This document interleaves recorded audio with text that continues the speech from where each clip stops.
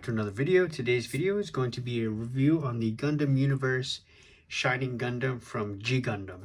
So if you guys aren't familiar with G Gundam is, a tournament fighter style Gundam series, which is super cool because Gundam typically has more of kind of like a political kind of background to it, whether it's an emphasis on like governments or oppression or things like that, right?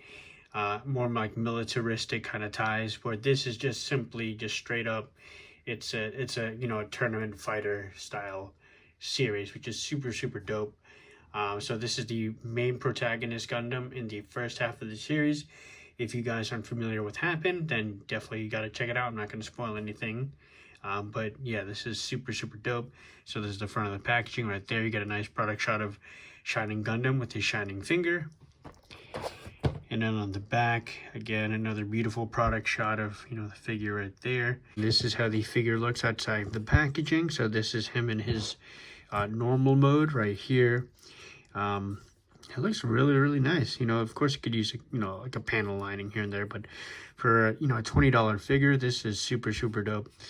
And I love that these $20 figures are a lot better than, like the model kits in terms of articulation and just overall durability.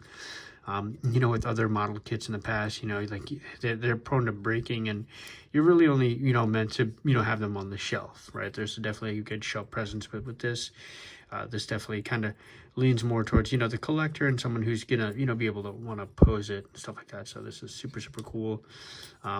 Really like the way it looks. So let's get into the accessories.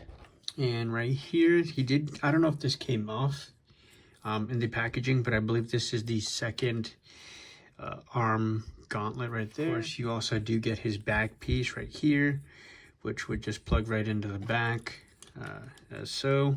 I'll show you guys that in a second, but that's a pretty cool. This other this holster piece, I don't really know what this is for. I don't believe this is for his sword. I think it might be for something. I honestly couldn't tell you, but there's that. And you do get his two handles for his saber right there, beam saber, and right there you do get the two blades of it as well, the energy effects to the beam saber, which is super dope. I honestly don't even really remember him using that much in the series, as much as I do know him using the shining finger and stuff like that. But this is pretty cool. I definitely like that they give you the the accessory to go with it. That's super dope. And then of course he does come with his two gripping hands to hold both of the sabers right there. It's interesting to note that one of them is actually a trigger finger, and one is a gripping hand, despite the fact that they're both for holding the beam saber. So that's pretty interesting. And then last but not least, he wouldn't be called Shining Gundam without his Shining Gundam effect parts.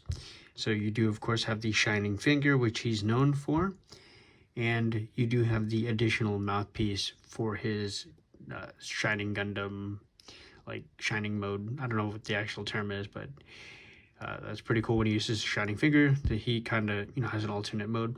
It would have been super dope to like be able to kind of like move these up, or move these pieces up out of the way like he does in the show.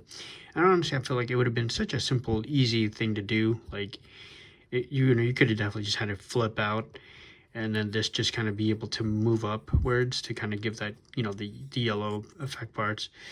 He even has like the thing on top of his head, which could go out. So I mean, like there was definitely you could have given like an alternate head sculpt with just like him in the alternate mode instead of giving the alternate mouthpiece. But maybe I'm just nitpicking at this part, but I mean, like I feel like it was just a super easy fix, and it wasn't even really gonna need that much of of a change, right? You could do, maybe you gave him like alternate shoulder pads, right, to simulate him in that mode. So in that regard, yeah, it's definitely a missed opportunity. But I'll show you guys what he looks like with the Shining Gundam mode. All right, and then this is what he looks like in his alternate mode. So one thing that I did want to let you know about is that when I did replace the shining finger effect part into his hand, I don't know what it is, but like the wrist articulation, like this one moves just fine. Sorry about the camera wobbliness, but this one, it just seems like it's so tight, and it feels like the plastic on the wrist peg is actually like stressing because it doesn't want to rotate.